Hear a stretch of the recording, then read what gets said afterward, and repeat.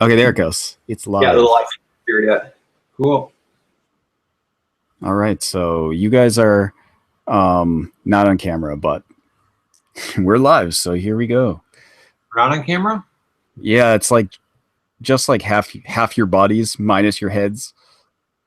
It shows us being like fully on camera, dude. Is it? Yeah, like I have maybe it's just my preview window is tiny. Who knows? Okay. All right. I'll look at the stream and see what it says. See what it looks like. Yeah, I know. Mine is off. Okay. But if it's, I don't know. Should be okay. But we should be live and going. Okay. So introduce us, Josh. All right. Welcome back, everyone. CxG Podcast. What is it, episode 11? 12? Yeah, it's like just like half your bodies minus your heads. Hold on. That's the stream. It's a little delayed, apparently. Okay, but yeah, go ahead. Yeah, episode whatever, team. Episode CxG. Back again. We have a special visitor here, Big Mike in the house. Hey. All the way from Canada land down here to the States. We've been hanging out all day. We went and did a little bit of game hopping, and but it wasn't game chasing. We can't say that because that's trademarked. Yeah. It was game hunting. If that hasn't been taken yet. And man, it was kind of disappointing out there today, man. Like I've been telling Big Mike, there's these spots, there's these retro shops around here that have good stuff, and I tell you, it really backfired on me today because we got there and just nothing much of anything, and what there was overpriced as hell. Kind of a disappointment, but there is hope for the flea market tomorrow. Yeah. And I did successfully get a few Sega CD games I was missing today out of my collection, believe it or not. So yeah, he got some good Sega CD stuff. I kind of passed up on a few that I should have just bought while they were there, man. I should have got Power Monger, and I should have got that one you were talking about, Joe, the Advanced Dungeons and Dragons. Yeah. I should have got that, dude. It was $20, man. I just was feeling so discouraged that and plus I spent so much money on like Splatoon and a bunch of amiibos that I was just like my financial situation isn't the best right now, but what are you up to, Joe? Not a whole lot, just hanging out, I guess. Like I haven't really even bought that many games recently. I'm like literally before we started this, I'm on the last boss battle of Codename Steam. Okay. I'm there, and I've just, there hasn't been a ton of new stuff coming out that I really want to buy. Like Codename Steam came out 2 months after you guys got it here, which is weird, but it just came out like a couple weeks ago, or maybe like a week ago, maybe a week and a half. And beyond that, I just picked up some like stupid cheap stuff that I thought like might be fun for a couple hours. Like I got Lucha Libre AAA Heroes del Ring, and I got Troy Muso, which is like that Troy, the Battle of Troy in Dynasty Warrior style. Right. Did you pick up Codename Steam? I did actually. I actually got it just the other day with all the new amiibos. The EB in Canada was having a sale. I got it for like $12. Oh, nice. Yeah, so I said, I might as well take that too. That's a good. I like that game. I know it didn't get the best reviews, or some people slammed it a little bit, but I thought it was good, dude. It's good. I liked it. I mean, I'm right at the end, so I'm pretty much done. But it's really good. I mean, it plays a lot like a kind of wackier Valkyria Chronicles or something. Like everybody. When I was first watching the videos, it looked like Valkyria Chronicles, like the same style.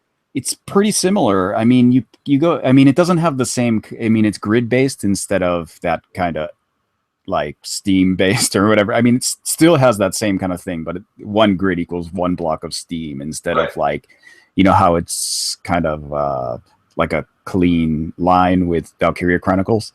Yeah. But each character has their own like kind of special abilities and special weapons and attacks and things, and then like they all have a sub weapon, and you can kind of go through and go through each map using the different characters. And some characters are better for different maps, and some characters have special abilities that are really helpful for maps.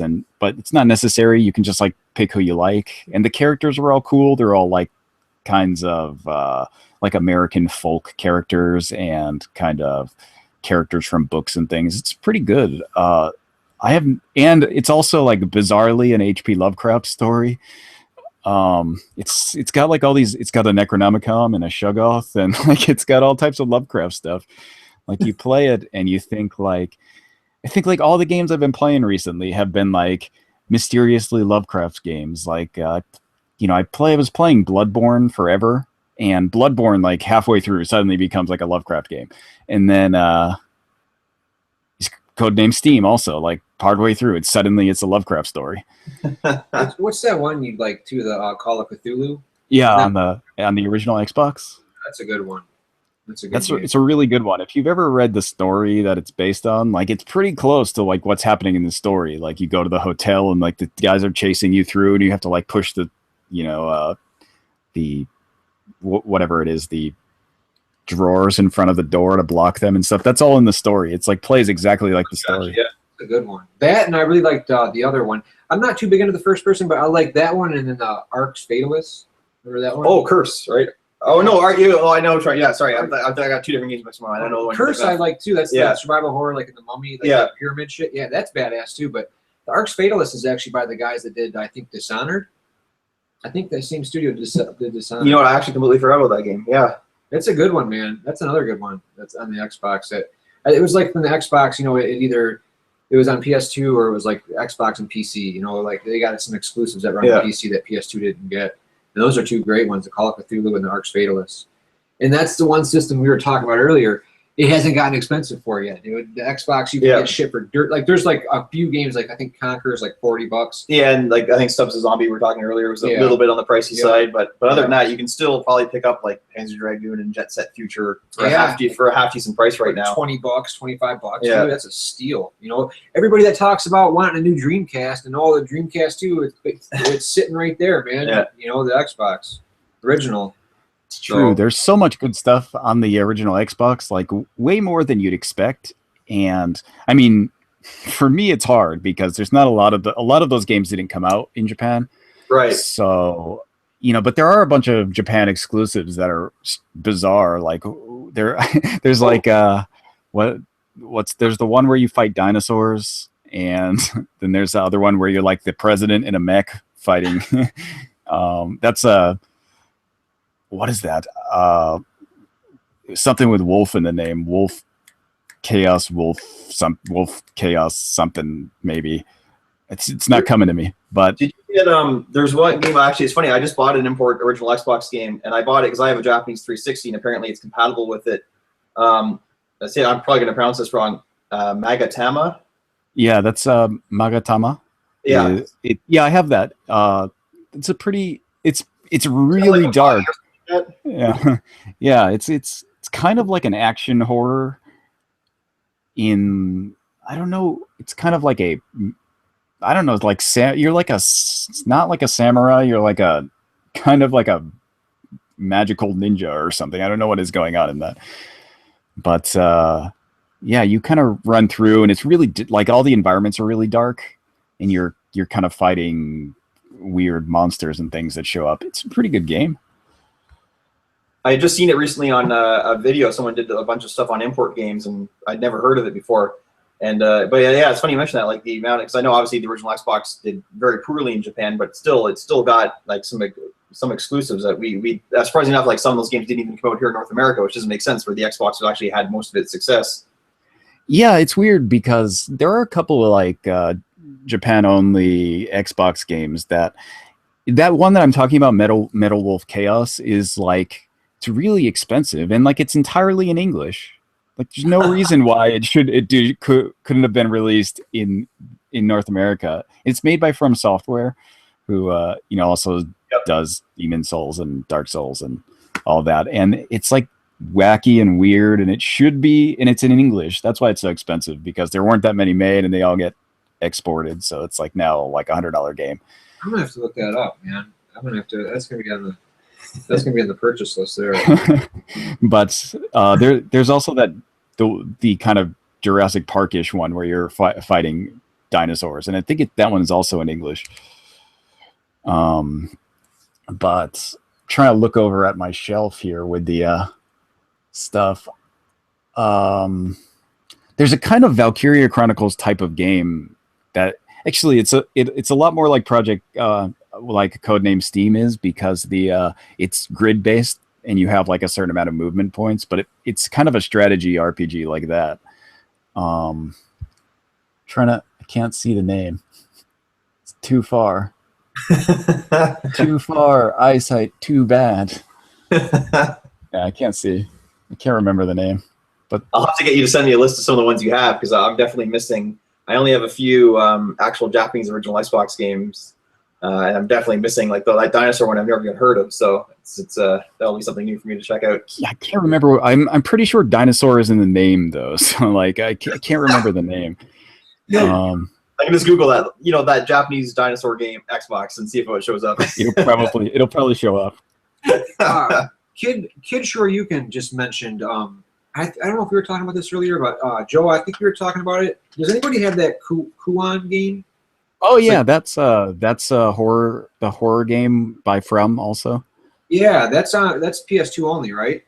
I think so. I don't think that's on the Xbox. No, because I remember the guy at the flea market had that and Haunting Ground. No, wait, Rule of Rose, and they were both over $100. Man, he was like asking. I didn't know those games. I knew Haunting Ground, he was getting up there, but I didn't know Kuon had gotten that pricey, man. Yeah, I guess that game got really expensive recently. I think a lot of people, after like Dark Souls and stuff blew up, like they were just like, what is this From Software? We got to pick up all their stuff now. Yeah. And that kind of stuff. Like, I remember, I'm not sure how much it is there now, but remember Eternal Ring? Yeah. It was like a launch game on the PS2. It was a launch PS2 title, yeah. Yeah. It's made by From Software now, and it used to be super, super cheap. Like you could get it anywhere for $1. But I think that one has gone up too. Yeah.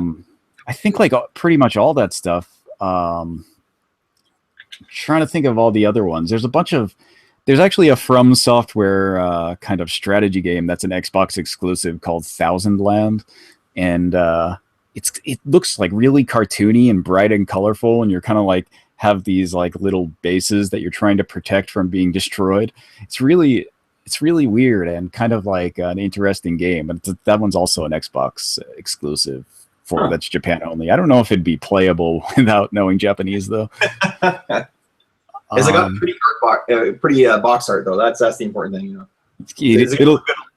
It'll be something you could put on your shelf. Yeah.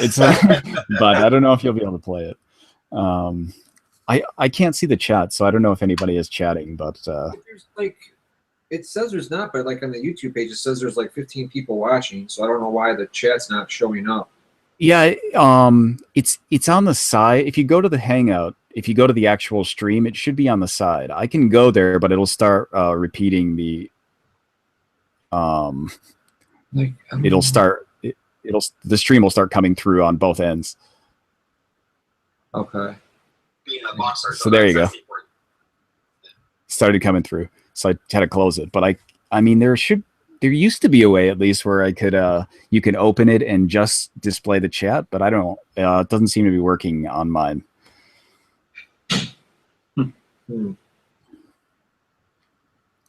Maybe I can bring it up on my phone. Yeah, that's what I'm trying to do right now. Is to see why. But yeah, I mean, I guess we're on the original Xbox at the moment. So, anyone want to talk about some original Xbox hidden gems? Well, copyright, the original Xbox, registered trademark, hidden gems. Yeah, I automatically think about, like, obviously we discussed like the Sega titles with the Jet Set Future and Panzer Dragoon Orta and the Otagis. Yeah. Trying to think. Also made by From Software. I'm sorry. Also made by From Software. No, yeah. I like Gun Valkyrie a lot. Yeah, Gun Valkyrie is another good one. That's a good one. Yeah, it started off originally as supposed to be a Dreamcast game, right? And then got ported over through its development. You know what's funny? I like Azuric Rise of Parathia, man. It's like a launch title, and it's that was a launch title, yeah. It's not very good like now, but the soundtrack in that was so good. And, like, it was a huge game at the time, and it kept me busy for a long time. You know, it was like I hadn't seen a game that huge and like wide open with the environments being that expansive before. Man, it was huge. That was cool. But I got another good one too. One that unfortunately the trademark recently just expired. No one renewed it. Was Blinks the Time Sweeper. Oh yeah. That was like their mascot. Exactly. Yeah, they made two of them, and the first one's really good. Like brutally difficult. but really, really good. And the second one they turned more into like a multiplayer kind of Yeah. arena game. But yeah, I was always hoping that they would bring it back for a third, but the trademarks said expired now, and Microsoft didn't renew it, so I guess that's dead in the water. I enjoyed the first one. I didn't play the second one too much. I have it, but I just haven't played it that much. Shit. I'm trying to think. Link. You know what series I'd love to see come back as The Suffering?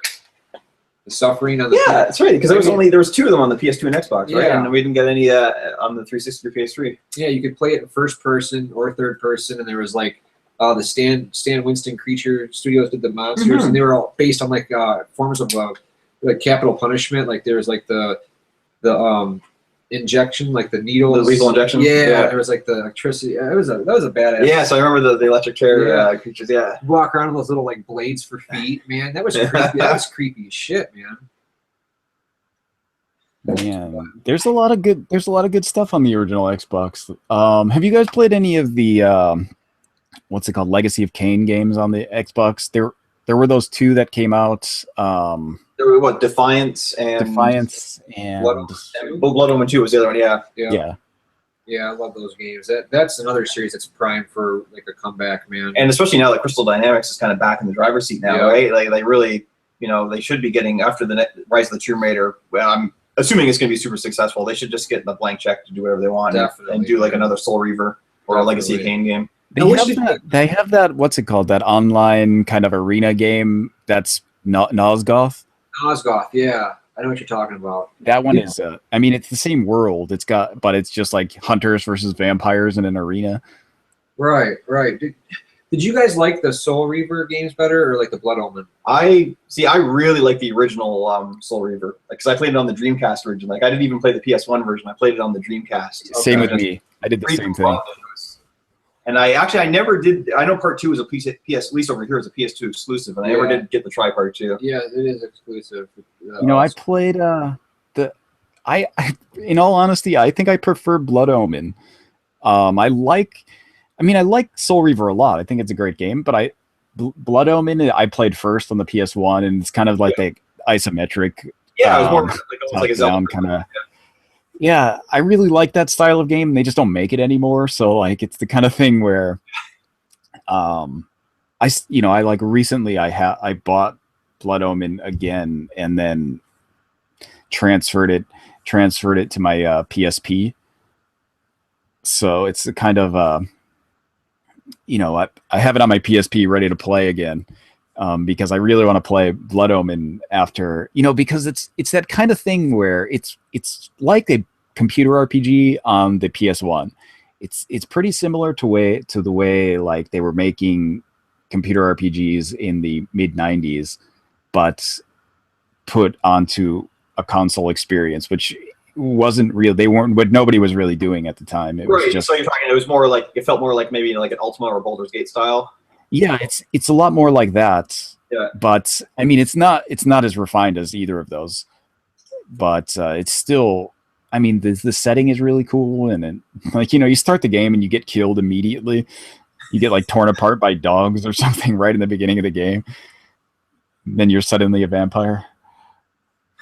That's Soul Reaver games. I remember like the puzzles were kind of brutal, man. The shape shifting the planes and stuff, man. Yeah. And, like I remember it being pretty brutal to solve some of those puzzles in the first game. I liked it. I really liked like the Defiance too, like the kind of like a Devil May Cry-ish take on the whole, switching. You get the best of both worlds. Yeah, because both Azrael and King. Yeah, it's badass, man.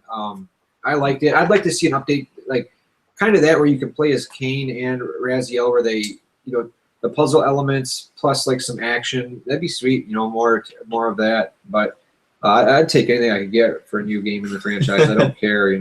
Just whatever they want to do is fine with me. Yeah, it's a shame thinking about all these franchises that have just completely disappeared. Like there's no. It was almost like it's painful to say, but it's almost like there's no hope of them ever coming back. At this point. Man, it's like there's so much been abandoned from classic. And I'm sure like people that are after like these smaller niche, we're definitely the minority. Yeah.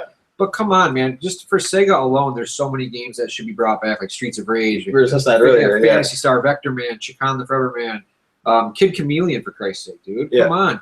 But not to mention that, just like stuff from the PS2, Xbox era, like the Suffering or just stuff like that, man, where they could dig back a little bit. It's been so long since we've had it, but they just. What would you guys say are some series that you really hope that would come back? For me, it'd be Phantasy Star, and I was I was a huge fan of the original Phantasy Stars, but also and I don't get sucked into too much to the online multiplayer games like World of Warcraft, but Phantasy Star Online on the Dreamcast, spent hundreds of hours on that. Then when they re-released on the Xbox, played hundreds of hours on that. But then Phantasy Star Universe 2 or Phantasy Star Online 2, whatever they're calling it, is a Japan exclusive right now, and it looks like there's no hope of it ever coming out over here. I want to say that I worked on the English translation for that game. Did you? Okay. So there's an official English translation in existence for that game, but it's only on the Asian version. So if you want to download the Thailand version for some reason, it's got English. It's got English on it. It might just come to that. I might have to do it because it exists. I worked on it. Right. So yeah, that I still don't actually know why they didn't release it outside of, in the US or whatever, because that stuff exists. Phantasy Star Online was successful over here because I'm pretty sure it sold as well as it could on the Dreamcast. I remember when it even came out, it actually was breaking some records at the time for most amount of people online at once. And then when it came out on the GameCube and the Xbox, I sure remember them selling very well. So yeah, I think what happened with it is that, probably the other games that came out afterwards, the PSP ones and whatever, and whatever else came out, didn't sell too well. That's true. Yeah, Phantasy Star Universe unfortunately did not do well. Yeah. It's not. I don't think it has anything to do so much with Phantasy Star as a series, more so than the platform, which just wasn't what people were into and outside of Japan, I guess. But yeah, I feel bad about Phantasy Star because there was that. They did release Phantasy Star Nova on the Vita, and that one's a self-contained game based on the assets and gameplay style of Phantasy Star 2, the online version, but it's just not online. And that came out on the Vita. It's just nobody's supporting the Vita in the US, so that didn't come over. Yeah, such bullshit. Yeah, such bullshit. But for I don't know, for some other series, we're talking about that today that we have just completely lost. How about okay, here's a good one. We were talking about Demon's Crest, the Gargoyles Quest series. Yeah. Because Demon's Crest was the last one. It was on Super Nintendo, and that'd be an awesome series to revive. I love it. That was one of the first games I bought for the. Actually, I got a Game Boy pretty close to launch, but I got Gargoyles Quest was one of those games that I got on the Game Boy when it was out originally, and it was one of the games I had as a kid. So it's kind of a same thing too. I bought it when it came out. I think I was in high school at the time when it came out. Because I had that, and I had one of the first games I got on the original Nintendo was actually Ghosts and Goblins. So I used when I was playing that, when I was a little kid, you didn't get a lot of games, so you just played those games you got. And Ghosts and Goblins was a good one because it's hard enough that you can't go through it really quickly. And there's no internet, so you didn't know that when you got to the end, you had to go do it again. So when I got to the end the first time and I beat it, I was so hyped, and then it was wait, I got to do it again. And then but the thing of it is once you do it once you can get through it once, you've kind of memorized everything. So it's not even that bad to go through it again the second time because you already have the struggle is already over at that point. You're just all right, I got this. You can kind of do it. So or is it that your body just went numb with pain afterwards that you just didn't feel anything anymore? Yeah, no, seriously, with the first time, if you didn't know that was going to happen and you've just fought through that game and you get there, it's such a kick in the nuts. You're just oh, so bad. That was Did you guys play the Gargoyles 2 on the NES? Or Gargoyles? It's funny. I finished Gargoyles Quest on the Game Boy. Never played the NES one, but I played and finished like Demon's Crest. But in the middle, I actually missed Gargoyles Quest 2. Yeah, that's one Zach, my son, he's a huge NES collector and he always buys NES games, but that's one that he doesn't have, man. And that's one I really want to play, man, because I love the Game Boy game so much. Like you guys, that was one of like the first games I remember getting as a kid, dude. Right. That mixture of like the top-down RPG, like towns and stuff, and then the actions. That was like way ahead of its time back for the Game Boy. Really was. It looked good. The graphics were amazing, and the gameplay was great. And Demon's Crest is a great game too. The only complaint is that on the box cover the gargoyle was green. Mm-hmm. Yeah. Yeah. They pulled a Kirby, man. Remember when Kirby was white on the original North American box? Yeah. I mean, he's really red. Yeah, that's crazy, man. Because we weren't ready for a pink Kirby just yet. Yeah, the wait, The white, on the topic of games to come back, I've said time and time again, like all the Sega games, but just to get some fresh input, I'd love to see a new Wave Race on the 3DS. Maybe a new. That was good on the 3DS. The wave effects, 3D water. Even a new F-Zero. I know that's been said to death. Yeah, that's one I think people are really clamoring for because they tease us with that mini game on Nintendo Land. Yeah. Like, why not, man? And then one thing that's already been done to death too is a new 2D Metroid. On the 3DS, either 2.5D, straight up 2D, whatever, something like Metroid Fusion on the 3DS, man, with like the 3D, like 2D backgrounds. That'd be awesome. I'd love to see something come back from that. Any one of those 3 games. That's on the Nintendo side of things. But yeah, there are really like a ton of series that I'd like to see come back. You know what I'd really like to see them do? Make another Digital Devil Saga game. They had 1 and 2 on the PlayStation 2. PlayStation 2, yeah. And those games are so good. They're like probably my favorite PS2 RPGs. They're so good. And they just never did anything else with that again. It's just it's kind of like I want to say that's like one of the highest rated RPGs on the PS2 also. It's like universally everybody loved it.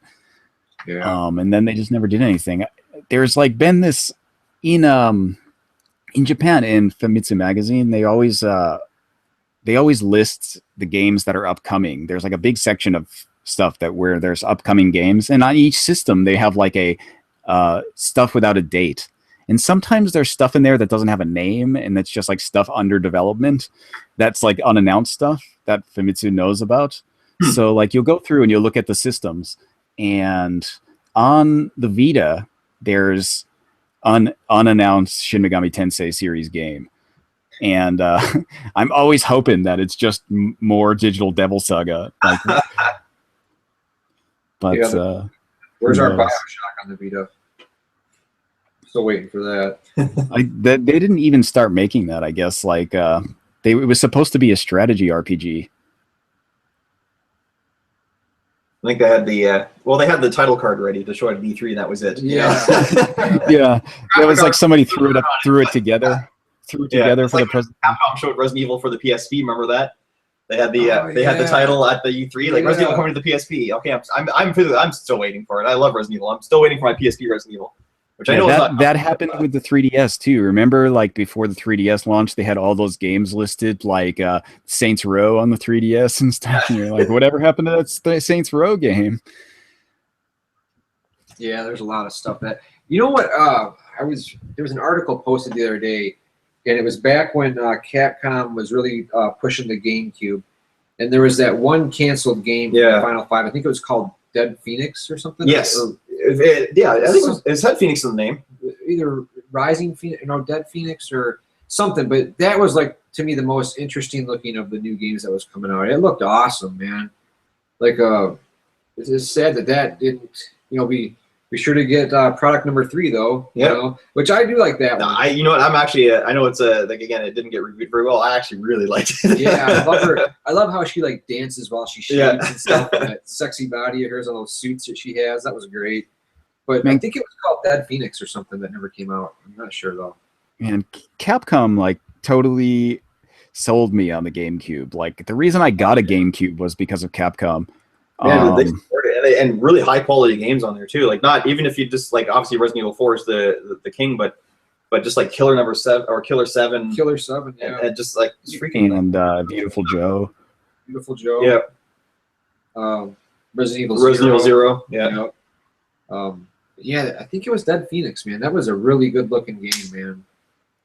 It's sad that it never came out. I think at that point they had gotten the hint that like this partnership and this exclusivity deal wasn't beneficial. And unfortunately, when the console only sold 20 million units, which is just unfortunately that's it's just a numbers game when it comes down to that point. Like you can put all this money in R&D and developing a new game, and you're unfortunately statistically you're just not going to see a return on it. So you got to unfortunately that's when the accountants are occasionally right.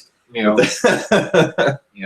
I mean, I guess that's also the deal with the Wii U. It's just, I mean, worse so than even the GameCube, because like at least on the GameCube you got multiplots and you got like a bunch of other stuff that was still GameCube exclusive, but man, the Wii U is like half of the GameCube, and it's got like even less support. It's it's like the third party support at this point, especially for North American release titles, it's pretty much almost non-existent. It's non-existent pretty much everywhere. Themselves are putting out high quality stuff, but unfortunately, like they're only one company, they can only put out so many games. So it's like I tell everyone, like the Wii U, like I still out of all the three, like the Xbox One, PS4, and Wii U, I actually probably still played my Wii U more than the Xbox One and the PS4, but that's only because of this wicked first-party Nintendo games. But I think it was even Ubisoft had said that they actually had several Wii U games done and ready, but it just actually didn't make financial sense to spend the money just distributing them at this point. Like it's crazy. Watch Dogs was last, wasn't it? Yeah, and unfortunately, Watch Dogs tanked on the Wii U. So that was the thing. Like months after all the other versions, but still, it almost proved their point that why should they bother even publishing anything at this point? Yeah. It's too bad, really, because as much as people want to complain about it, the Wii U is actually like a pretty good system. Like every game I've played on it has been, pretty good. There's not been any like crazy bugs or like weird slowdown or anything like that. It's not been as bad as like people would have you believe. And it's not like I have a ton of games on it, but everything I've had on it, I've thought, oh, it's okay. I never thought there's any problems with anything. And I'm not I don't know if you know, but I'm not a Nintendo fan. I don't like Nintendo's first party games for the most part. Right. But I have a couple. I have like Mario Brothers U, and it's good. It plays all right. It's not my thing, but like other people like to play it when they come over. It's the kind of thing like, I have a couple of games on it, but I feel like it's such a missed opportunity because there are probably interesting things you could have done with the Wii U. It's just nobody wanted to give it a chance to actually do those things. And like, that's not to say nobody, because Ubisoft made an attempt at least. I mean, they did put out stuff like Zombie U came out, and that was good. I enjoyed Zombie U, but I think nobody else gave it a shot. And it's weird to say that because, even like Capcom didn't really do much for it. They just put out ports of Monster Hunter, which is like really weird because if you look at Capcom throughout like forever, they're always on new systems supporting everything. They support everything, and they always put out stuff in the initial launch window. At least they're always putting out a ton of stuff. Yeah, and they always have like exclusive. Like they had Dead Rising 3 for the Xbox One. They've always had something ready to go. And you're right with the Wii U. They had like the port of Resident Evil Revelations and a couple other things, and that's pretty much it. Yeah, like all they did was port stuff essentially. Like they didn't actually make any games. I mean, what did they put out? They put out Monster Hunter Tri, which is just an kind of an HD port of a 3DS game. Yep. And then that Resident Evil Revelations.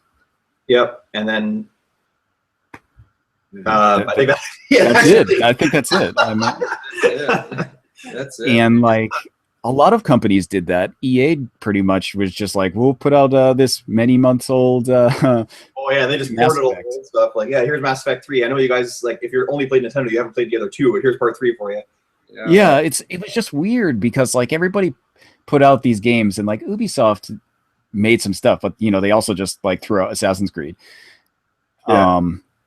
And what else was there? Batman and Dynasty Warriors or whatever came out. But again, those were games that were already out on other systems, and they just kind of ported them over. It's not like anybody made a lot of new stuff for the system. And they kind of screwed people out of the Rayman Legends there. You know, it was supposed to be like exclusive, and then they're like, wait a minute, nope, now you got to wait another 8 months so we can have all the other versions, right? And then we'll release them all. In all honesty, they probably should have released that one and then just released them later on the other systems. That's the same thing I said. Yeah, it's not like the it would have really cut into the sales on the other systems, because you know, at that point, it's not like the Wii U was like blowing people away with its sales numbers. I mean, it's still. I can't wait to go buy I'm gonna go buy a Wii U now to play it now or whatever. You know, like, I can't wait for the other versions. Yeah, it's the kind of thing where like the Wii U, I think it still hasn't surpassed the Dreamcast. No, it's actually, there was a good statistic out there where it had reached the point, like when it hit like 10 million units or so. The statistic was it's at the point now where the Dreamcast was when. Sorry, it was the amount of time. It was the amount of it was like 2 years, whatever. They said the Wii U is now as old as the Dreamcast was when Sega said no more. The only difference is the Dreamcast had sold twice as much at this point than the Wii U has. Yeah, the Vita's outsold the Wii U. Yeah, it still hasn't passed the Vita, and like Sony's, you know, doesn't even want to release official numbers for the Vita. So pretending it doesn't exist. Yeah, it's the redheaded stepchild of the Sony family right now. Yeah, it's so terrible. Then like the thing with that is like both of those systems are really good, and what is even more weird is that like the Vita is the most supported system in Japan. Like there's the most games in development are on the Vita. Right. If you look at that list of upcoming games in Famitsu, the Vita section is bigger than every section. It's huge. And then like you have the upcoming games in development is like way more than everything else. It's like 3 times the size of the 3DS. It's huge. And like every time I look at it, I'm just like, how is this not enough games for people? Because in Japan, like you know, the Vita sells pretty much on par with the 3DS now. And it wasn't always that way, but it's been much better recently. Right. And I think you know, it's because there's so much software coming out for it. And the thing with that is like it's just stuff that people maybe want, but they can't get outside of Japan or Asia for the most part. And I think it's not a really good thing, because the Vita is a really great system. It does a lot of cool stuff. If you have a PS4, it's also great for all the extra stuff you can do with it. But even if you didn't, it has a ton of great games on it. I think I have like 30 Vita games that I've played, and like, you know, I mean, I wouldn't recommend them all to everybody, but like at least some of them I would recommend to everybody. And I think it's a pretty sad situation when, you know, something that does have a lot of great games on it can't sell anything. Yeah, it gets me really upset when I talk like the Vita, because if you look at the 3DS too, like I don't think the 3DS will ever match or come close to matching the DS success. No. And it's not getting the variety of games that the DS got. It's not getting the RPGs, and I don't know if that's because like 3DS game development is like more expensive than the DS, or like if it's just because of the mobile market and the iOS or whatever. But when I look at like my wish list for the 3DS over the next year or two, I really don't. I mean, there's like Bravely Second. I know it's coming out. I want that, and I really don't know. There's the new Etrian Odyssey, like the Untold 2 or whatever.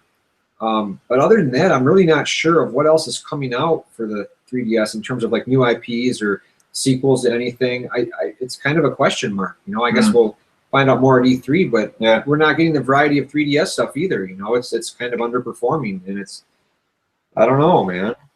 I don't know. The 3DS has a bunch of stuff coming. Fire Emblem, the new Fire Emblem is coming, and Langrisser, I get, or Warsong if you're a Genesis purist, is it coming? I mean, I doubt you guys are going to get that, but it's coming in like a month and a half or 2 months. Yeah, or that so. one we probably won't. We haven't had that series is being released very sporadically over here. Occasionally they'll release one, but it's I can't even think of the last one we got. Maybe it was even on the PS2 or something like that. Yeah, Yeah. I think so. Yeah, I'm trying to think what else. I thought like in my head, I'm thinking like not the PS3, the 3DS is doing really good this year, but I'm trying to think of what I got for it this year. I think like the only game I bought might have been Codename Steam so far. What about Etrian? Oh wait, there's a bunch of other stuff that came out. Legend of Legacy, that game from the what's it called? What the hell did those guys do? Damn it! For the Square developers who made Saga Frontier. Oh yeah, what's that one called? Legend of Legacy. Okay. And I guess Devil Survivor 2 came out. Oh yeah, that came out. That's right. Yeah. Yeah. And whatever Etrian Odyssey Mystery Dungeon, Etrian Mystery Dungeon. I don't know what the English name is. Yep, that's it. Etrian Mystery Dungeon. Trying to think, that might be it for the 3DS. But yeah, I think beyond like Langrisser and Fire Emblem, if that's pretty much it for the rest of the year for me, unless they announce some new stuff, which is possible. I guess they're doing a Japan only Nintendo Direct this next weekend about the 3DS and Wii U. So hopefully there'll be some new stuff in that.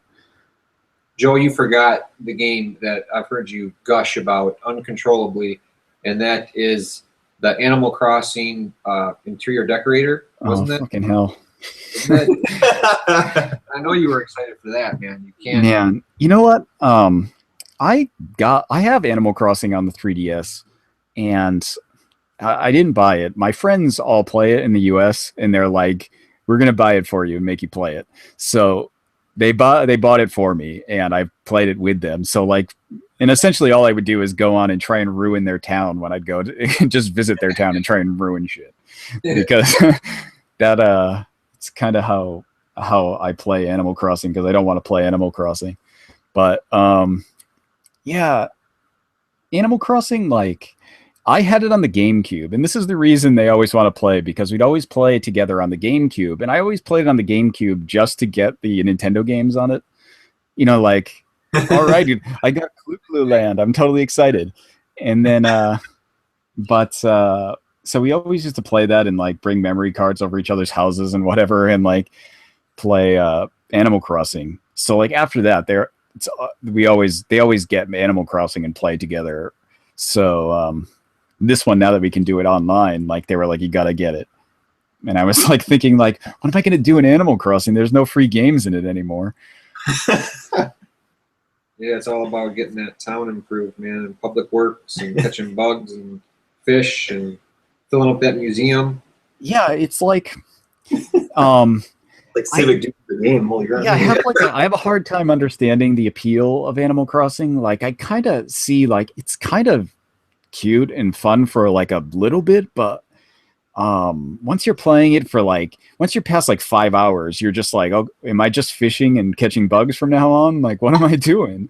And then like, essentially that's what you're doing. You're picking weeds and trying to collect things. It's like, okay, I guess that's fun for a little bit, but I just, you know, I don't get the long-term appeal of it. I know like people play for like, they're like, I'm on 150 hours of Animal Crossing. Like, what have you been doing for 150 hours? Well, I'll be honest with you, dude. If you look at my 3DS right now, I think it's 174 hours. Jesus. The problem I'm having is I've hit a brick wall with like the public works. Like, the people, they're not suggesting like new things to build. And I don't know what I've got to do. Like, I don't have a police station. I don't have like a fire.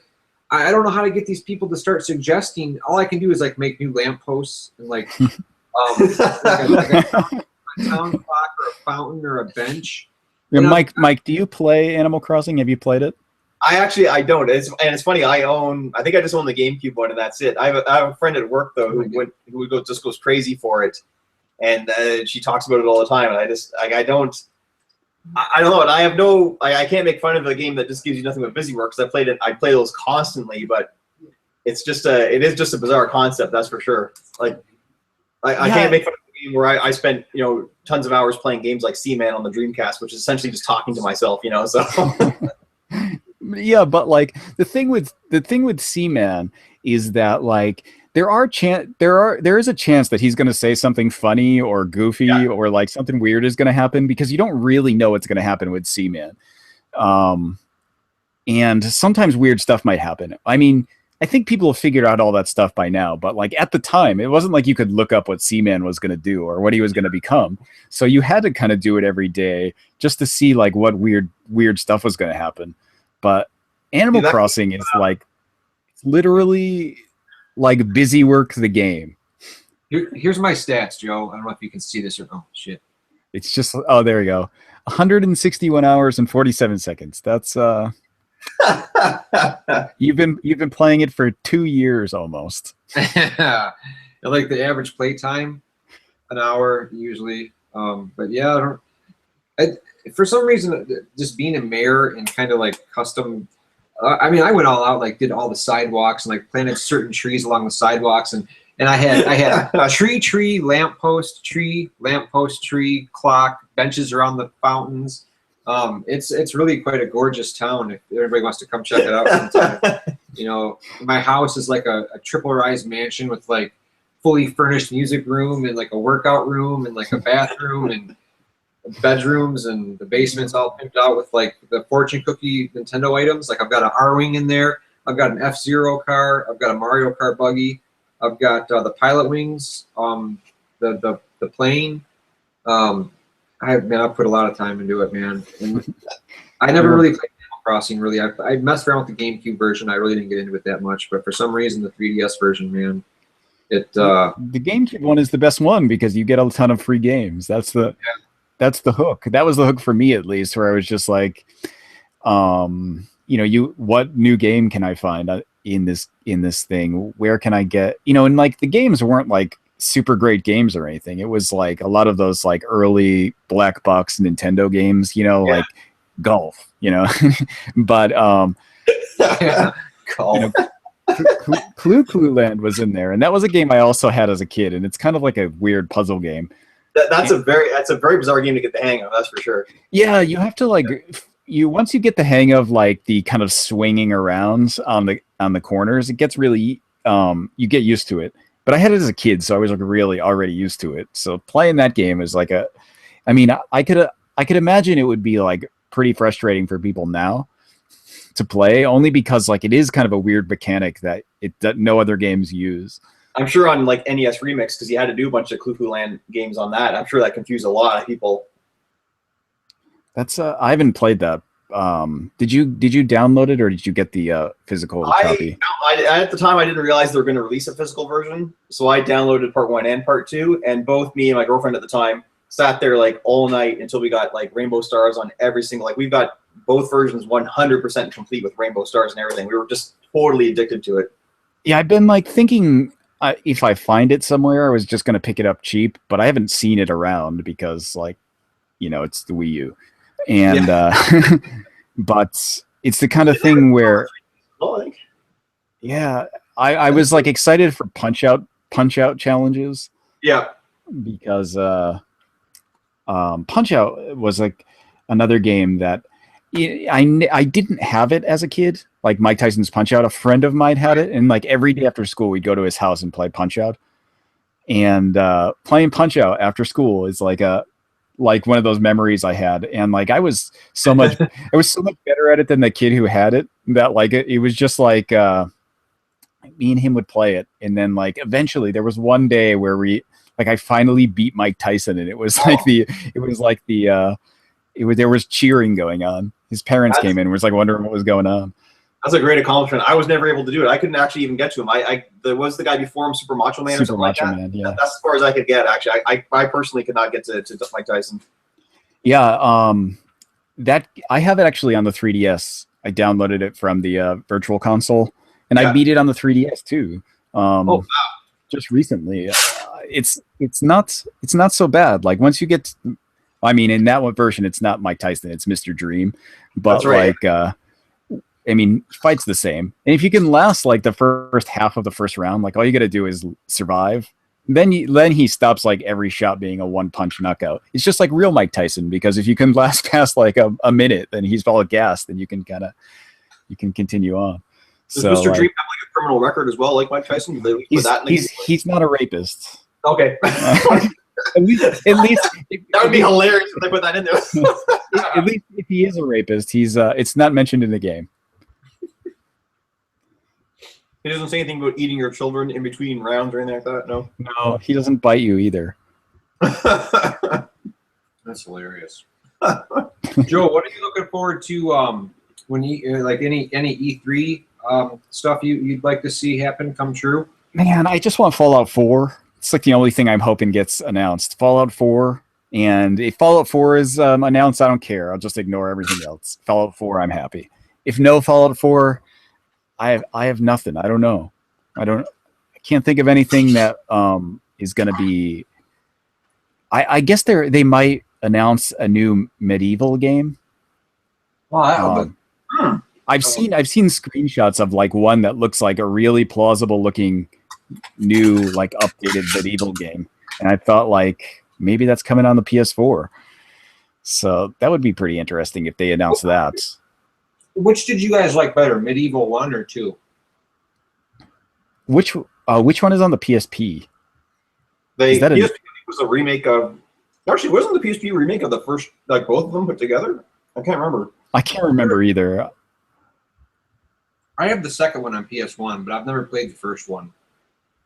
I was just wondering what you guys like, if you guys, because it looks like Medieval is a cool game on the PS1, and it looks like the second game they like added a bunch of new like kind of like play styles in there with like different characters and stuff, and like expanded the game. And I didn't know if they like went a little bit too far, like maybe a little overkill, like shoehorning stuff in the second one or not, because I'm not really familiar with the series, but I found the second one for pretty cheap at the flea market, so I picked it up. And I was just wondering if you guys like had a preferred like which one you guys like better. I'm pretty sure I played. Oh, go ahead. I don't think I ever played the sequel, so. Yeah, I don't think I've ever played 2 either. I've unless the one on the PSP is a remake of 2, then I've played it. But besides that, what's the PSP one called? Medieval Resurrection, maybe. Yeah, I think Resurrection. Yeah. I'll have to pick that up. I don't have that one on the PSP. It should be cheap. I assume it's like you could get it for $2 if you find it somewhere. Joe, did you play that one game on the PSP? It was by, or Mike either. It was by Tecmo. Undead Night. It's like a hack and slash game where you like you like turn people into zombies and shit, and they do your bidding for you. I haven't played it, but I've seen it. I've seen it in stores, and it's like really cheap, and I think like maybe I should buy this, but then I think like, yeah, it's probably not. It's like cheesy good fun. You know, it's pretty cool. It didn't have a. I remember there was a huge fiasco where when the game came out, they were supposed to release a demo for it, but the demo they accidentally put the full game up on. So people that downloaded the demo got the full game, and like it was a big fiasco, dude, like a big huge thing, and a bunch of people got the game for free, and I just remember that didn't help. You know, I remember that Undead Night. Yeah, it's pretty cool.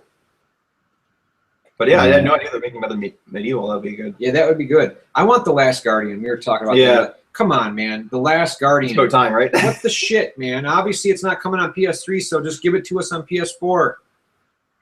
You know, they say they're making it still. Don't let people down. I want to play that game. Damn it! Those Shadow of the Colossus is in my top 5 games. There couldn't be a better game for what it is, like boss battles and just that total like scenery. It's just so like like it's just I can't put into words that atmosphere of that game and like the environment. And you know, people just say, oh, it's just going from boss battle to boss battle, but no, it's not. It's like holding up your sword and seeing that light pinpoint you to like a rough general location. You have to like kind of like puzzle solve your way through the environment, maybe, you know, climb up a cliff or jump down into a thing of water, and then, you know, kind of make your way to the bosses, and then you get to them. And like a couple of the ones that stand out to me are that big bird that swoops down. You have to Yeah. jump and grab onto its wings, and it's like flying around trying to shoo you off. And then the underwater serpent, you have to like, you know, fight him underwater, hold onto his back and shit. And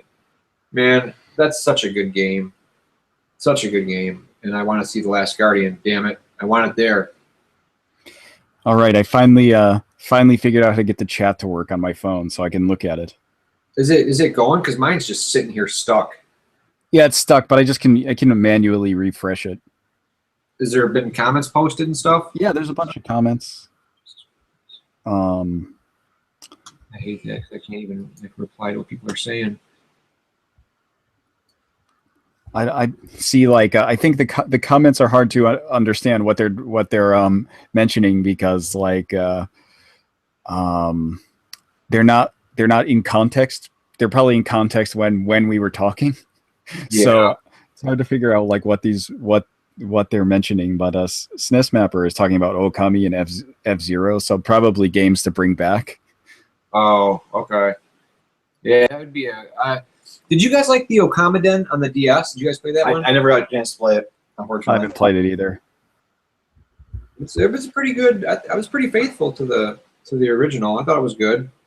Perfectly suited for the DS with the stylus and all that. You know, really, I thought it was good. Well done.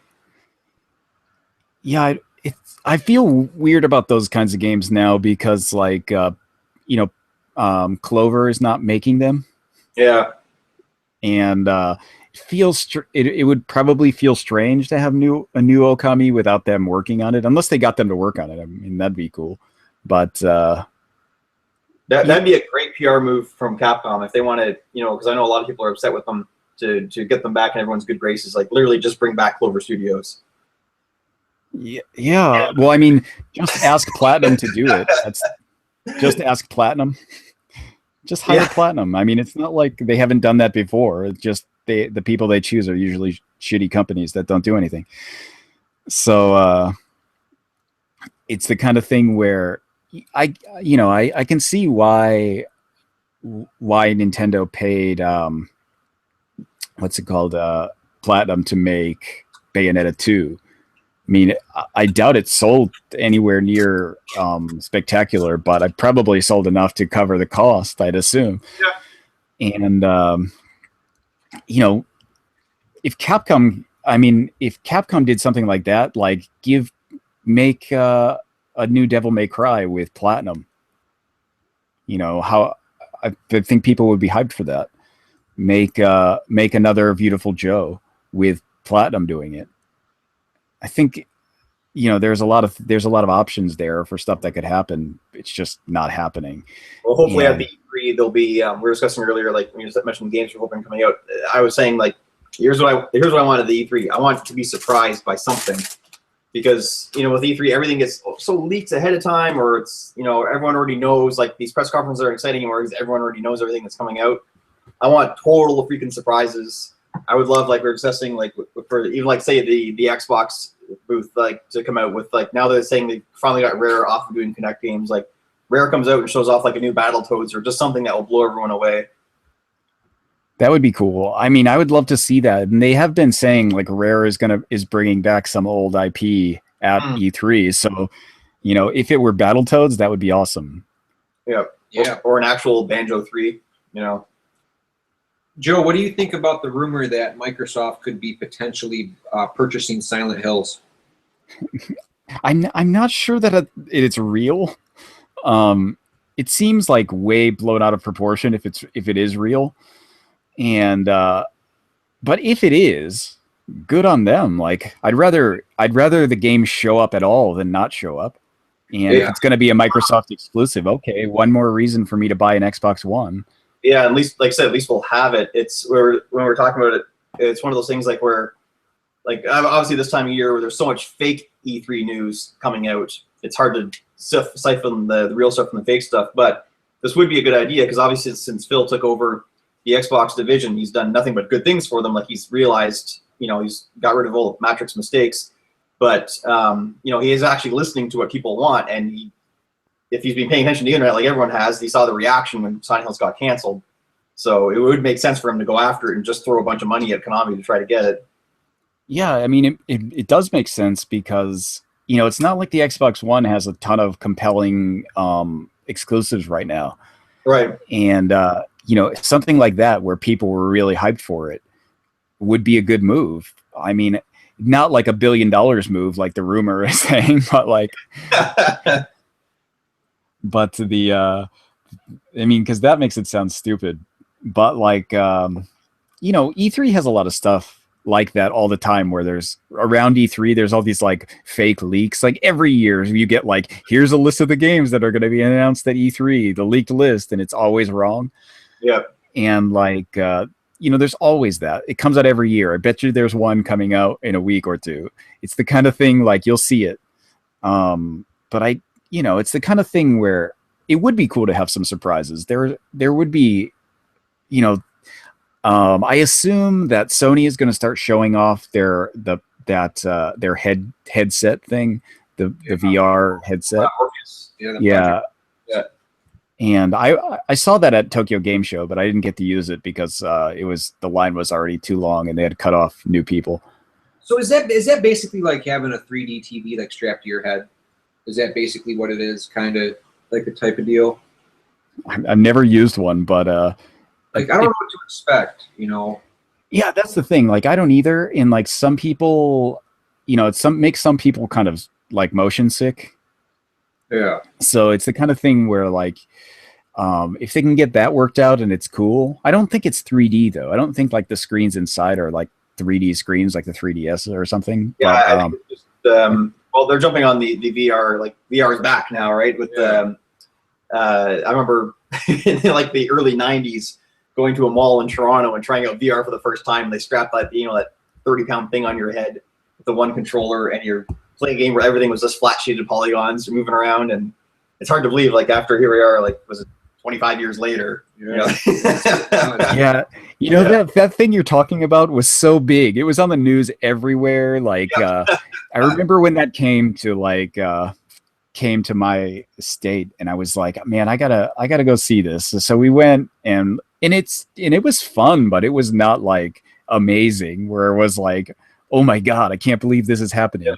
It was kind of like everything was. It was like being in that "Money Ain't for Nothing" video by Dire Straits. Like, Lawnmower Man, right? Yeah, it's like all blocky. But so it wasn't so bad. Like, but now I guess a lot of people have been like raving about, you know, Oculus Rift and stuff like that. And if they get it to work nice, I think like it might be cool. And I'm always a sucker for these things. Like I'll buy the stupid headset and try it out because like, you know, I bought a Kinect on like the first day. I'm one of those guys. I can't not buy it. You know, what if it's awesome? It's the kind of thing where like, you know, you want to get it because you know, if you love games, you want to get in on the ground floor for that kind of stuff, because if it's awesome, you want to be able to like say, yeah, it was awesome and I got to experience it. So when those things come out, what are you saying, Josh? I missed that. What do you think the price point will be? It's going to be like $200 or $300, I guess. Yeah, I mean, yeah, I think I'm gonna take a wild guess here because it's got to be like, obviously it's expensive technology, but they can't make it too expensive or it'll just be another, you know, thing that no one can afford. So I'm gonna take a wild guess right now. I'm gonna say $199 US, $249 Canadian. Yeah, that'd have to be like the sweet spot, $199.99. Because anything that's like, is that the Kinect price? That was the Kinect price. The Kinect price is at least I'll do by Canadian pricing at the time was $149. I'm not sure what it was over here. Maybe $129 or something like that. No, over here. it was $149.99. Oh, was it? Yeah, no, it's probably when our dollars were par or something like that. Then yeah, launch night. I remember it was $150. Yep. Yeah, I would think, man, it couldn't go over like $199.99 to. Yeah, you get in that dangerous territory of it. You know, shit. Because I mean, a PS4 is what.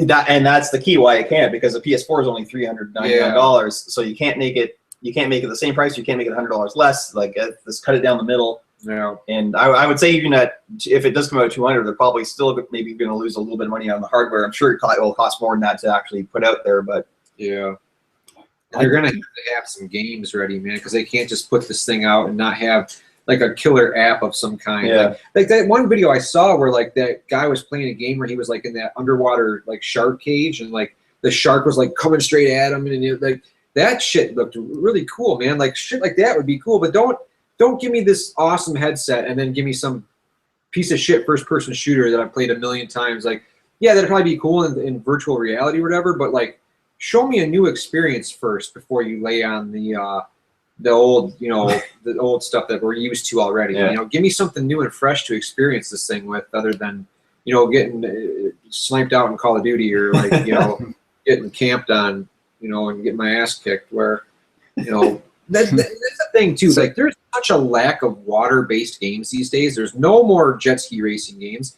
Like, I was playing Treasures of the Deep the other day on the PlayStation. It's such an awesome game where you like explore underwater shipwrecks and stuff, and like, it's such an underused, man. Imagine a badass game underwater, like exploring shipwrecks and stuff, man. They're like virtual reality. That would be, to me, that would be really interesting. You know, maybe find a lot. So what you're saying, Josh, is you're waiting for something with fleshlight support, also? Yeah, yeah, they got me there. They got me. Imagine trying to pre-order that through GameStop. Man. Your Oculus Rift fleshlight combo. Yeah, but in all seriousness, man, with E3, like the general thing about E3 is that it's obvious that these days, with the way these 3 Kickstarters, with Bloodstained, with Mighty Number 9, and with Yooka-Laylee, it's obvious that publishers and big companies have lost sight of what gamers want. You know, and I hope that these 3 Kickstarters have shown maybe just something a little bit, something to these bigger, like these are the games that people want. You know? And so E3, I hope maybe these Kickstarters have come a little too late and they haven't had enough time to put something together. But I just hope that it's got to open some eyes. It just has to at this point. You would think it's crazy. Like we were saying, like I'm so much more excited about Bloodstained being a success, because that is literally Iggy's company, when he worked for Konami, basically told him, you know what, go screw yourself. No one wants 2D anymore. Go do it on your own. He's like, okay, I'll be counting my $3 million and plus that are still adding up right now. Thank you very much. You know, exactly, man. It's like, we want these kind of games. You know, it's become so cutthroat with the cost of game development that nobody can afford to take risks anymore, and nobody can afford to deviate too far from like the standard Assassin's Creed shooter, Gears, Call of Duty kind of mainstream, nothing weird or like quirky. It's dangerous because it won't sell enough, and it's like, man, it's making. This is the thing. This is why I play a lot of Japanese games. Not just because I'm in Japan, but also because the Japanese gaming industry is much different than the North American gaming industry, for example, in the sense that it's healthy. And I say that not in the terms of sales. I'm talking in terms of like developers. There's low-end developers, there's a mid-end developers, and there's high-end developers. And it's like a clean bell curve. You know, like you have a lot of mid-range developers on either end of the mid-range, and then you have, you know, like a fewer kind of AAA big name developers and few kind of low end developers. You know, you've got like your D3 publisher or whatever, who's like your low end. But what they're doing is like they make games that on a budget. They have an actual budget that's realistic for the amount of sales they can expect. And sometimes, you know, you'll see stuff that sometimes hits, and that's the way that it should work. Like, for example, you know, there's games like a game that's a good example of this is Demon's Souls. It's obviously a low budget game. It's not a AAA game. It's made with a reasonable budget for on the expectation that it's going to sell like maybe 50,000 copies, and it hit. They used their ideas. They got this kind of gameplay out, and people are willing to forgive a game that doesn't look spectacular if it's a fun game. And what happened with that is people send it out, and that game hit. And then like the next one, they got a bigger budget. And then Dark Souls came out, and it's become like a big series now that gets more money because it's expected to sell more. And what happens, and that's like kind of the Japan method. That's how these things work. They put out these kind of lower budget, you know, more realistic sales expectations on a game. And then when people are like, this is awesome, we're going to buy it, they're like, oh, okay, we'll make another one that's got a bigger budget because now we know people will buy it. And what happens is with North America is that like every game has to have a huge budget no matter what.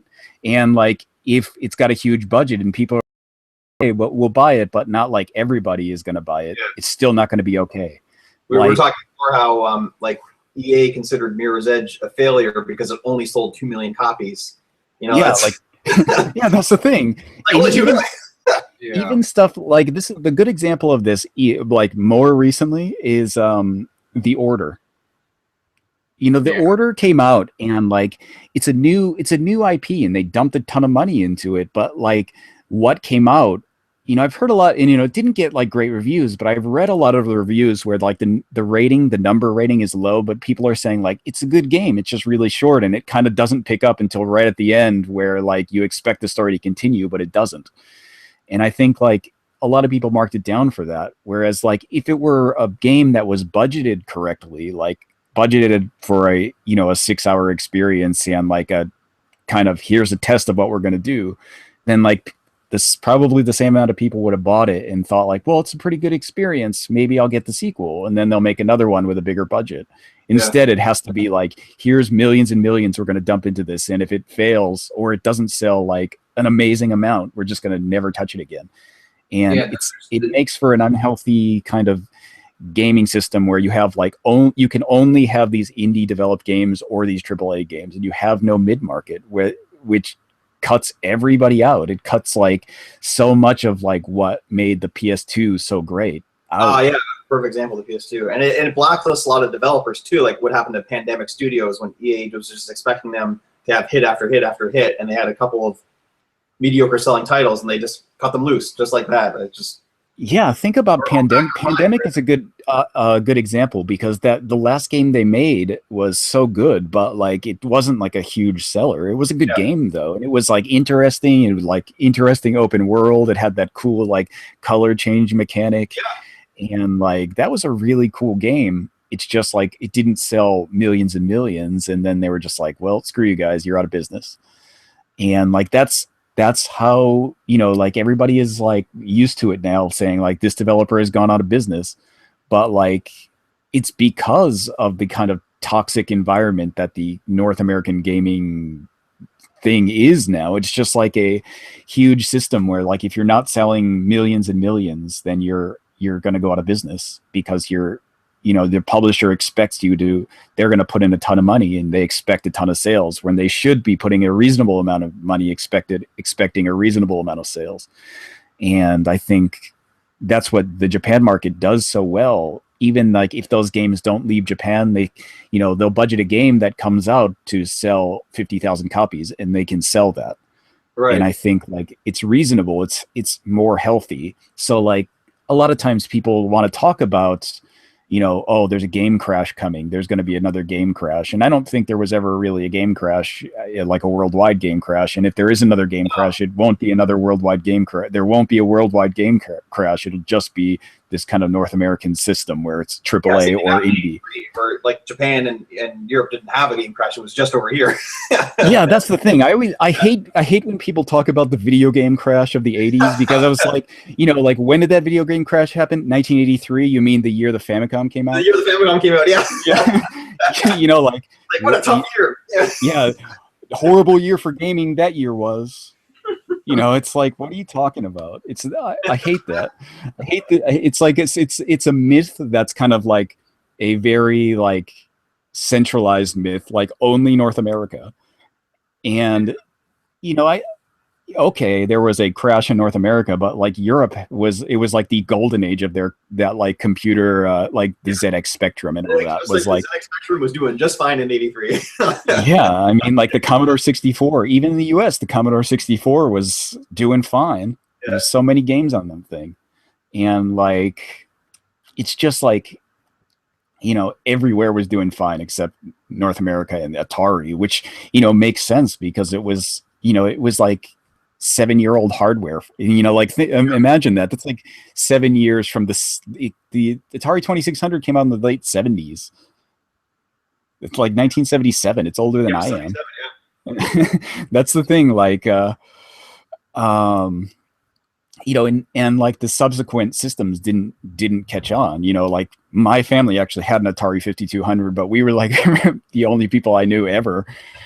And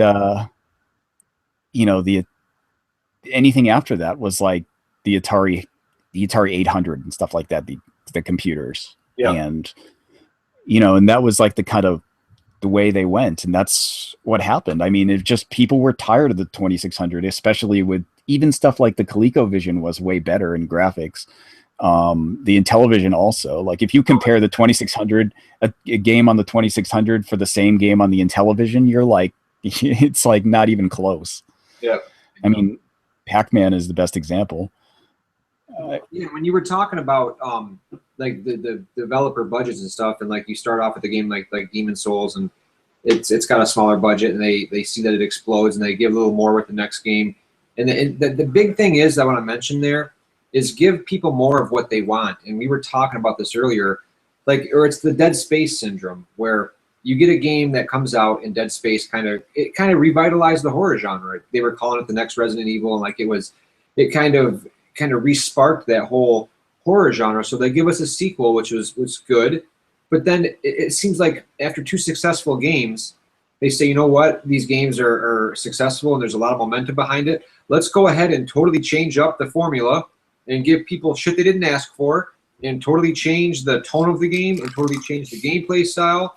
And let's give them a third one and see how they like that. Let's appeal to a more broad audience. And it ends up ruining a franchise. Like, I'm pissed off because I love Dead Space. I love the first game. I like the second one a lot.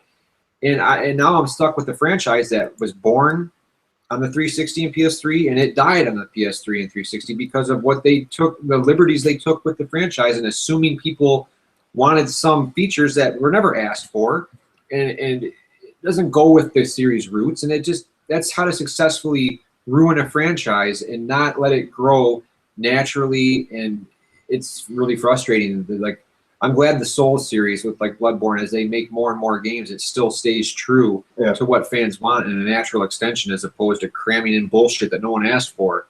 I wanted Dead Space 4, but after the Dead Space 3, it's like, they're like, oh, we wanted to continue the series, but less than stellar sales and less than expected demand for Dead Space 3 is kind of put the series in kind of a limbo of sorts. And it's like, it's ridiculous, man. It's the publisher not seeing what people really want, Yeah, that it's a good example, because like there are a lot of things that are like that where there's just not enough people making the types of games that people want. And I think another good example of this is a lot of stuff that came out recently, like what's it called? Wasteland 2. What is the other game that's similar? Divinity, maybe? Oh yeah, Divinity. I had that one on the Xbox 360. They made like Divinity 2, then they redid the Divinity 2. Yeah, Yeah, it's like it's a type of game that like they don't really make anymore. It's like a mid-90s computer RPG. That Shadowrun game also came out. Yeah. And like they, all of those had to come out via Kickstarter, because the kind of current idea about those games is that nobody wants them. But when those games came out, Wasteland 2, for example, like they said they made all their money back on the first day. Like, it's not like that was a failure. So like when that game comes out, I mean, it's going to come out on consoles too, but I'll probably rebuy it on the console just because my computer sucks and it was like hard to play.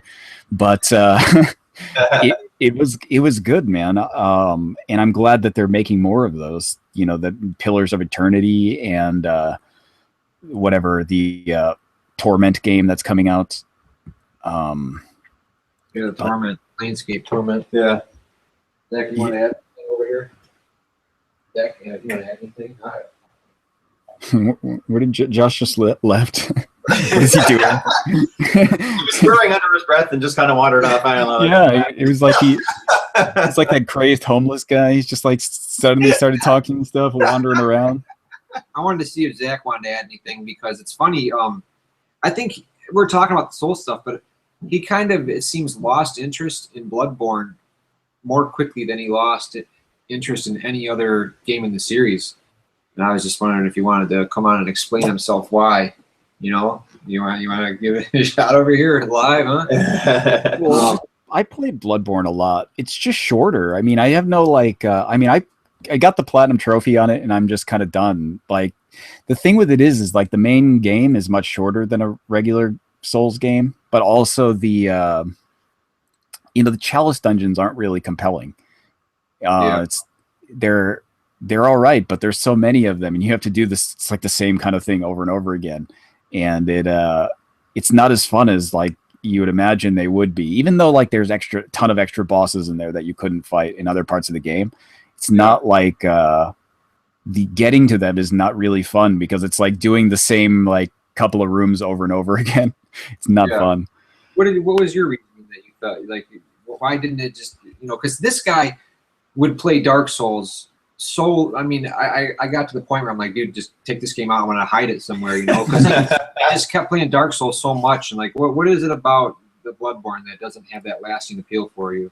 Well, I put 110 hours into Demon Souls. I think over 300 in Dark Souls, 400 in Dark Souls 2, and I only put 50 in Bloodborne.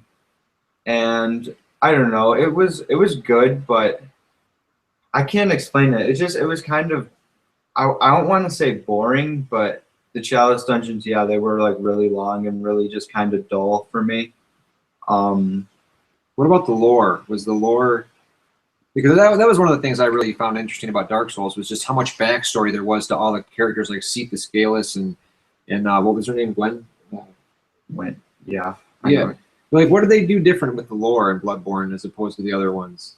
Like, I like the lore in Bloodborne. I think like it's really interesting, and it's different. It's not the same kind of lore. It's much better if you've read Lovecraft stories, because like it's such like an homage to that. And I think like if you just play the main story for Bloodborne, it's really good. I mean, all the bosses are good.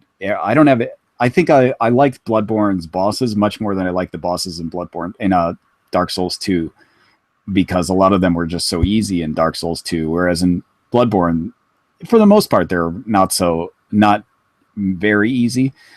And when you do the Chalice dungeons, there's a lot of bosses in there that are not easy, where they're much more difficult than even like the normal bosses in the game. It's just getting there is like such a pain in the ass, because like sometimes it feels like you're just grinding for elements to get to the next Chalice dungeon, and like you get through there, and like probably the most fun one was like there's cursed dungeons where like you go in and you have only half health, and you can't like everything kills you in one shot. It's like the kind of thing where it's like it feels like a real challenge. Then you get to the boss and like you're fighting like a headless version of another boss you fought earlier, and then like it's cool, and like there's lots of cool stuff in those. It's just there's so many, and getting there is like such a pain that I can kind of see getting frustrated with it, only in the sense that like it is kind of a big part of the game that you don't want to play. And the main story is good, but it's not long. It's not like for example, like the first time I played Dark Souls, it took I don't know, like maybe 80 hours to go through it. And like I'm not using a guide, so I'm just trying to be thorough, going everywhere I can. And like the second time it takes like no time at all, because you already know where everything is. But the first time I played Bloodborne, it took less than half that. So it's not as big a game. I mean, it's put together great. It's just not, going through the story. You feel like you've done it. You're kind of done when you go through the story. There's not as much like options for challenge runs or whatever. I was like doing stupid stuff in Dark Souls where I'd like, okay, I'm not going to level up, and I'm only going to use fist weapons, or like, I'm not going to, I'm going to like only use the cestus or whatever, or I'm only going to like, I'm only going to use poison knives or something. It's the kind of thing where like you can do that in Dark Souls and you have like all these weird kind of options. And I kind of do that with games I like. Like I did that with Fallout 3 too, where I'm just like, okay, I'm only going to punch. That's all I'm doing. And you'll get that. But in Bloodborne, there's a lot less options for that, because there's a lot less weapons, and the weapons have a lot of variety to them within themselves, but there's not as many options for things like, there's not like 12 types of fist weapons or something, and you're just kind of like, I'm going to pick that one and kind of try and master that through this playthrough. Because I played through Dark Souls like 50 times or something. I can beat it in like 4 hours. It's not a long game, but it's the kind of thing where like, you play it and you don't want to, like Bloodborne. I played through Bloodborne six or 7 times. And I played, I only played through all the chalice dungeons once because like I never want to play through them all again. And not because they're not fun, it's because like there's so much repetition that it feels like you've played through them a million times, even if you're only going through them once.